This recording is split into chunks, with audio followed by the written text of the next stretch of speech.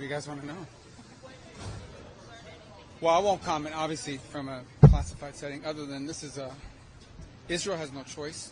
I've said this from the very beginning about dealing with Hamas and eradicating it as a threat. But that doesn't make this less dangerous or less complicated. I think that there's a significant, I wouldn't put a number on it, but a pretty significant chance that this develops into a multi-front conflict, even if neither side wants it. There could be miscalculation, meaning some strike that one side thought was limited ended up killing more people than they anticipated. The other side has to respond equally, and now you're off to the races. A ground incursion, the Israelis are fully cognizant of that, going into Gaza will not be simple. It will not be, we're not talking about a matter of days in that regard. And then obviously, when you have a propaganda war going on, both Senator Warner and I just put out a joint statement a while ago basically saying we had reviewed a bunch of intelligence and feel confident in saying the Israelis did not hit that hospital yesterday. But it's an example, that instant reaction. If you look at even some of our domestic headlines, almost immediately were that an Israeli strike, blows up a hospital. And I really encourage the media to stop talking about the Gaza health ministry. That's the Hamas health ministry.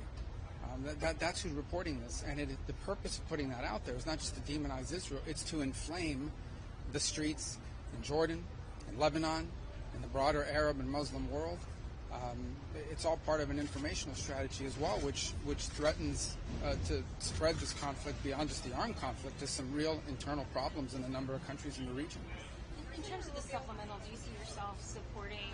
We kind of have brought out. Well, of course. No, I mean, here's the key. I think you're not going to find any problem whatsoever in getting the support Israel needs. The good news is a lot of Israeli defense aid is already codified. It's already authorized. It's already in place. With the ability to pull forward another $24 billion, you would have to come back and replenish it. So I don't think there's going to be any issue whatsoever in getting approval for Israeli military aid and assistance and sales. I think the challenge is determining exactly what that aid consists of, because that will be largely determined by the nature of this conflict. The aid they will need, both in scale and in the details of what we provide them, is very different for a Gaza operation than a full-scale two-front war. It's two very different conflicts. So I think part of it is about forecasting what those needs are moving forward. But there's an existing stockpile already in place. There's significant authorities already in place. For the time being, there's nothing Israel needs or has asked for that they won't have access to. I think the challenge here is forecasting what those needs will look like in 4 to 6 to 8 weeks.